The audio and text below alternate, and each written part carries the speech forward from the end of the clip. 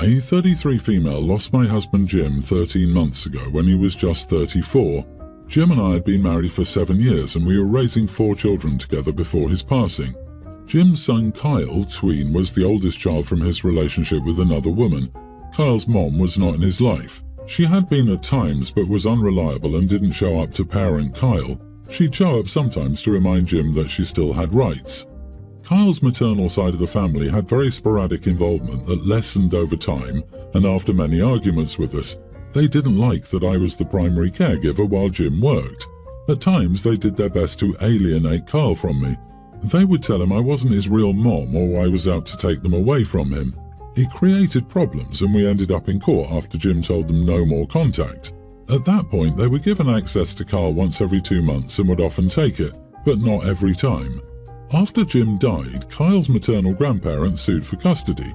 A guardian ad litem was brought into the case, and Kyle told the guardian he wanted to be with his real family, who he considered to be his maternal grandparents. He told the guardian he was tired of me taking him away from people he was meant to be with. That, paired with a clean home and more money than I had, went in the grandparents' favour, and they were awarded custody. My husband's parents were extremely unhappy about this, and when it soon became clear that the grandparents would not allow any contact between Kyle and his siblings, it was even more clear that my husband's parents felt that I should have done and be doing more. They made some comments occasionally, and I asked them to please not. I told them we were grieving enough without them turning on me. They asked me if I ever really loved Kyle and how I could let him go. The truth is I do love Kyle and I always have. I would have loved to be his mom and always saw him as my first child. If he showed up tomorrow and wanted to stay, I would let him. I even sent him to his grandparents with a few of his dad's things. But he was messed around so much by people, and I know the trouble from his maternal family caused a trauma that damaged our bond.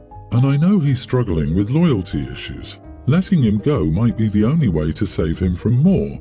And it's also the only way I can continue to look after my 3 biological children, who have lost their dad. On Saturday, my husband's parents were over to spend time with the kids, and they told me Jim would be so ashamed of me for letting Kyle go. I don't know why this set me over the edge, but it did. I lost my temper in front of the kids, and I told them Jim would be more understanding than they had been, and he would never have wanted them to treat me with such a cruel disregard. I then made them leave. They were furious with me for speaking to them that way in front of the kids. Am I the idiot? Wow, it's okay for them to criticize you in front of the kids, but inappropriate for you to respond. How convenient. You are not the idiot. If Kyle told the judge he wanted to go, then there would have been nothing you could have done to change the outcome. Grieving people can be such idiots sometimes. It's unbelievable. How could you let him go? Because keeping him hidden in the attic would have been illegal, and there are no words for Kyle's maternal grandparents either, like they can eat rocks. Jim's parents possibly think they are helping with their insensitive comments. Indeed, they are grieving the loss of their son, and probably they have misplaced anger toward you, but they are behaving wildly inappropriately given the situation. Do they think it's so easy being a young, recently widowed mom of 3 young kids, and you're supposed to fight the maternal side of the eldest son's family too? I really wish Jim's parents were providing you a whole lot more support and a whole lot less judgment and grief.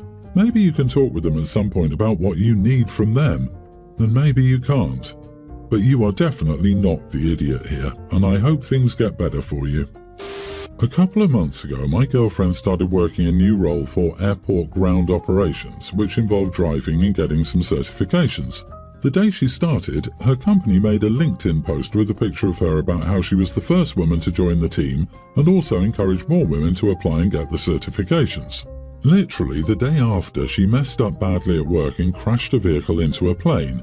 No one was hurt, but the plane was damaged and a flight had to be delayed. It was really silly since she accelerated when she thought she was braking and made it worse. The same had actually happened to her while driving on the road once when she rear-ended a car. It's been a few months since that happened, and I obviously didn't say anything to make her feel too bad at the time. However, we were just talking about it in conversation. I told her that I found it pretty funny since she messed up the day after they made that LinkedIn post about empowering women in these careers. I thought we could laugh at the irony together since it's been a while, but she called me an idiot and accused me of making her confidence worse. She now works a different job in retail, so it's not like she's still working there. Am I the idiot for telling my girlfriend that I found her past mistake pretty funny? So, a big deal was made about her being the first woman at a particular job. She messed up badly right after, and apparently the job didn't work well at all because she's now at a new job a few months later. Sounds like it was a bad and embarrassing experience for her. And you found it pretty funny? Yep, you are the idiot. It also sounds like she lost her job due to this incident.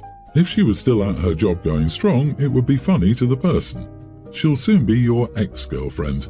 Learn to read the room, dude. When someone has an experience that's embarrassing for them, they need to be the one who makes the first joke about it. And until they do, zip it.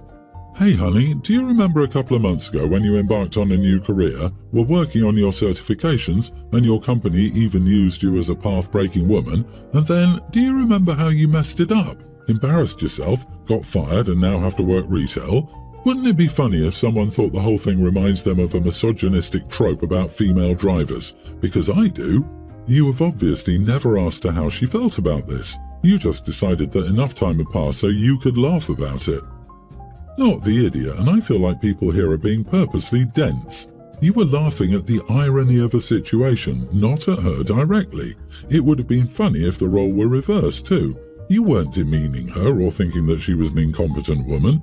With that being said, it's obviously a sensitive topic for her. Let's just apologize and move on. I, 38 female, also think it's funny. If it was something I was sensitive about, I just let my boyfriend know instead of going off on him. I laughed out loud at this story. People need to get a grip. And please stop making stupid LinkedIn posts until you can go 2 days without crashing a car into a damn plane. Like, really? That stuff is funny. My, female 31, and my fiancé, male 35, are getting married. His brother, 41, and his bro's wife, 34, are due to have a baby any day. The kid will be 7 or 8 months old by the time we get married. We live an hour from my in-laws, bro, sis, mother and father. The wedding will be 4 or 5 hours away for us all. 2 months before telling us they were expecting, we had a conversation where, in very clear terms, they told us, children are not in our immediate future. At the time, they were living with her parents. She's an only child and he had switched jobs. So you can imagine we were happy, but also confused as they went from no kids, we aren't ready to, we're cooking up a kid. This baby is a complete shock and has become the sole priority for my in-laws in a way that has become hurtful. We're having a child-free wedding. The only exception we've made to this is my future nephew. My fiancé asked his brother to be his best man. My sister-in-law is not involved in any part of the day except to be my brother-in-law's +1. My mother-in-law initially said she would plan my bridal shower with my mom. She casually mentioned to me one day that she didn't have the bandwidth to host my bridal shower as she would be helping with childcare for sister-in-law. I don't understand how the two are related, but my mom will plan an excellent bridal shower without my mother-in-law. I pushed my wedding dress shopping date back because my mother-in-law didn't want to spend 2 weekends traveling for dress shopping and a baby shower. My fiancé expected that his brother would plan a bachelor party. Up until recently, the plan was to take an international trip, but now that he will be a father, he won't travel far. My fiancé is unhappy about this and has argued that some of the domestic destinations they're selecting are further than some international places. Now that the baby is due to be here any day, my brother-in-law has preemptively requested that we give them the bridal suite, the space on site at the venue where we can get ready, refresh and relax, access to care for the baby. We were both upset. I'm okay with having their child at my wedding because I know how attached parents can be. Still, I'm not okay with making accommodations for a child who just as easily could not be at my wedding. My sister-in-law is an only child, so we offered to invite her parents, understanding that they would stay at the Airbnb and take care of the baby. They didn't like this option even though the Airbnb is booked, and I'm not exaggerating when I say this, it's around the corner from the venue. We offered them a ceremony-only option so they could leave during the cocktail hour. They didn't like this option. It's clear that the priorities of my fiancé's family have become this child. I don't want to be resentful of this baby or my sister-in-law. Yet, before we finalised our menu, we're being asked how to make our wedding comfortable for a baby we didn't expect would be there. Am I the idiot for saying, no, you cannot use the amenities provided to us as bride and groom to give your kids some milk and a nap? Not the idiot. If it gets to be too much, you can always tell your sister-in-law that maybe they shouldn't bring the child. Prepare for a crap storm, weather it out, and when it's all done, you will either find your sister-in-law and maybe your mother-in-law will boycott your wedding, or they will be grateful that you're willing to relent and allow them to bring the child at all. Remember, it's not your mom and sister, it's your soon-to-be husbands. Let him worry about their relationship. You worry about your boundaries and not letting his family walk all over you. Stop discussing it with them. You have given them options. If they don't like them, they can find options or stay home. It's not your job to make accommodations for their baby. They were comfortable communicating their boundaries, and so should your fiancé. If there is a blowback, then just say, "Sorry you feel that way, but the answer is still no," and then repeat. Plus, ensure you inform the hotel and wedding coordinator that no one has permission to enter that room. Everyone's the idiot here. They can ask, it's not like you are the Pope and cannot be bothered by the masses, though I see nothing wrong with letting them use the space with the fiancé, seeing that they are his family, but your whole attitude is coming off as, "It's my day, why do you care about a baby?" It doesn't matter if the baby wasn't planned, it's coming, and yes, the soon-to-be in-laws will care more about that than your wedding. I see your future brother-in-law dropping out of the wedding if you or your fiancé push this too far. While this may be something you're okay with in the short term, it will affect the rest of your lives with this family. I'll start off by saying I, 22 male, don't like my food touching. When I have several different foods on my plate, I have them far apart because I can't stand it when one food doesn't taste the way it should. Due to this, I usually only put on my plate what I eat at the moment. For example, if I'm eating a meal that includes chicken and rice, I'll put the chicken on my plate, eat it, then put the rice on my plate and eat it. This isn't usually a problem at all except in restaurants where I just deal with it and try to push the foods apart as much as possible. My mom never liked this and always scolded me for it, but it wasn't an issue again after I moved out. That was until a few weeks ago when my girlfriend, 24, got annoyed by it. We were eating dinner and she complained that I was eating like a toddler. I didn't exactly respond and just went on with my meal.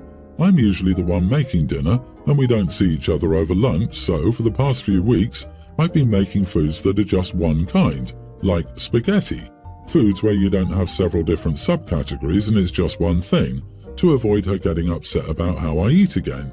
Now she's caught on to it and is upset at me that I'd rather cook something entirely different than eat like an adult. That kind of hurt me, so I asked her why it's an issue because it doesn't affect her at all, and it's easier for me to eat this way. Now she keeps making comments about me being a man baby, and I'm considering if maybe I should just be less difficult and pull it together. None of my friends understand the situation and that it's hard for me to eat foods that are touching other foods, so I'm hoping somebody here could tell me whether I'm actually being unreasonable. Not the idiot, as long as you don't make a fuss out of it when you eat somewhere else, but the way you wrote it, you just deal with it. Why is your girlfriend making such a stink and insulting you? It's not her business to police how you eat, and insulting your partner because you don't agree with how they're eating their food is a huge no-go. I suspect other people have noticed and just said nothing because it doesn't impact them and they aren't rude.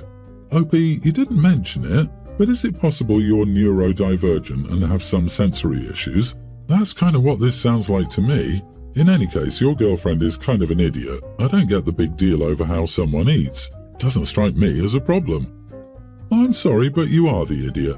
You're not doing anything harmful on purpose. Still, many people find picky eaters annoying to hang out with because they constantly spend extra time and energy finding specific foods they agree to eat, or in your case, separating your foods. Not everyone wants to deal with a boyfriend or girlfriend who acts like that. If you want to stay with her, consider working on that, or she can start accepting you for who you are, or you can break up. My wife and I just welcomed our first and likely only child at Christmas time. My mother-in-law came to stay with us and help.